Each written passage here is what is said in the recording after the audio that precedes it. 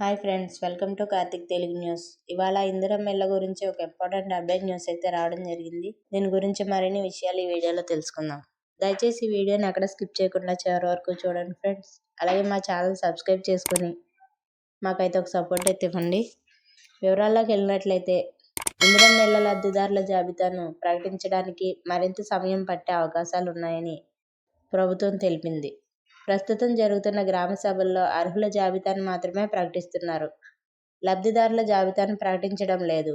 ఈ నెల 26న ప్రభుత్వం పథకాన్ని లాంఛనంగా ప్రారంభించిన తర్వాత కొంత సమయం తీసుకుని పూర్తిస్థాయి లబ్ధిదారుల జాబితాను ప్రకటించాలని సర్కార్ భావిస్తుంది. అలాగే ప్రస్తుతం జరుగుతున్న గ్రామ సభల్లో ఇందిరమ్మ ఇళ్ల కోసం పెద్ద ఎత్తున దరఖాస్తులు వస్తున్నాయి. ఇప్పటి వరకు సుమారు 8 లక్షల అర్జీలు వచ్చాయి. వీటిని పరిశీలించిన తర్వాతే పూర్తిస్థాయి జాబితాపై దృష్టి సారించాలని ప్రభుత్వం భావిస్తోంది.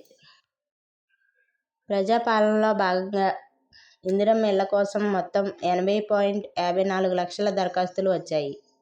లబ్ధిదారుల ఎంపిక కోసం గ్రేటర్ హైదరాబాద్ మినహా మిగతా అన్ని జిల్లాల్లో 100% యాప్ సర్వే పూర్తయింది.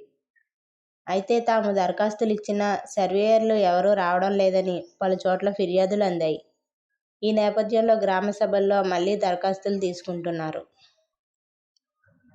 అలాగే ప్రభుత్వం మొదటి విడతలో సొంత స్థలం ఉన్నవారికి ఇళ్లను మంజూరు చేస్తామని ప్రకటించింది. అలాంటి వారు 13 లక్షల మంది ఉన్నట్లు యాప్ సర్వేలో తేలింది. అయితే నియోజకవర్గాల్లో గ్రామాల వారీగా లబ్ధిదారుల ఎంపిక ప్రక్రియ ఇంకా పూర్తి కాలేదు.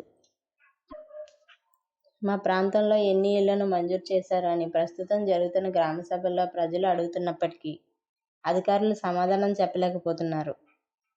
2 జాబితాలకు సంబంధించిన వివరాలను మండల స్థాయిలో ఎంపీడీఓలు, పురపాలికల్లో కమిషనర్ల లాగిన్కు మాత్రమే పంపిస్తున్నారు.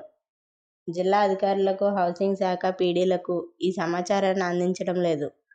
ఇక దీంతో అధికార యంత్రాంగంలో కూడా లబ్ధిదారుల ఎంపికపై స్పష్టత కొరవడింది.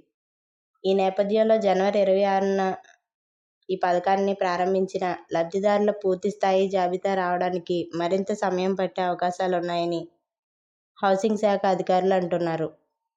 లబ్ధిదారుల జాబితాకు జిల్లా ఇన్ఛార్జి మంత్రి ఆమోదం తప్పనిసరి అని, ఇలాంటి ప్రక్రియలన్నీ పూర్తి కావడానికి మరికొంత సమయం అవసరమని అధికారులు చెబుతున్నారు. సో ఫ్రెండ్స్, ఇది update news. Thank you friends.